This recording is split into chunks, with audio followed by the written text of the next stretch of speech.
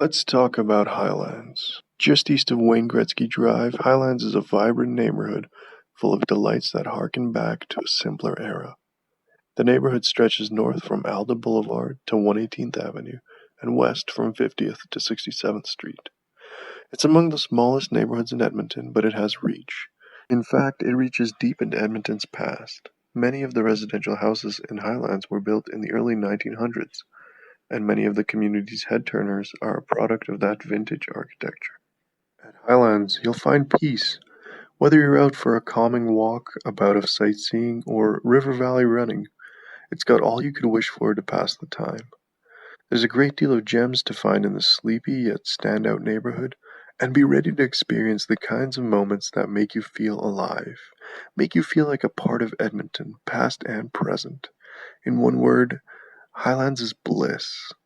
Whether you're out looking for antiques, sweets, or you want to sit down and chat up a friend at the nearby cafe, or grab a glass of wine at La Boheme, you're encouraged to do so. There's a friendly air about, and it borrows from the beauty of the surrounding area and the attachment to the long forgotten time of mutual respect and kindliness. But there's no doubt, you won't be seated long. There's lots to see here. The many plaques mounted on Highlands homes signify its wealth of heritage. You'll find names, job titles, and information about a world that existed long before you, and it will stir your imagination. After all, you only know Edmonton for what you can do today. What about what its people did in the past? You'll find pre-war homes built with ration materials, pulled together out of nothing, and yet surprisingly charming.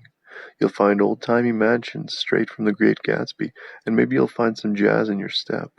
And not just jazz. Be ready for classic rock, disco, and pop, because there's a house for each taste. Straight out of the 60s, 70s, 80s, you name it. So get on Ada Boulevard and have a look for yourself. But that's not all. You might just make a friend. People are always out and about in Highlands and more than happy to give you their 2 cents. Well, we've given you the good, but here's a bit of the bad. There's a chance you'll find a house or two dilapidated beyond repair, and that's a problem that most in the area are struggling with. Yes, it's an old neighborhood and it gets to show its age, and not always gracefully.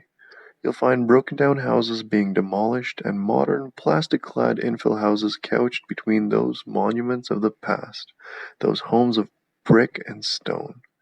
Is it a new home haven or a case of gentrification in an area trying to maintain its classic character? And how does one begin to energize the neighborhood without tearing down the old and bringing on the cookie-cutter new? It gets to be a wealth disparity. New three-story homes towering over their austere ancestors. And a stranger problem of introducing liveliness, there's not much in the way of activities for young people. Even kids won't find the park slick or trip-worthy. All the activities seem to be geared towards mature adults. Gardening, golf, tennis, and lawn bowling clubs abound.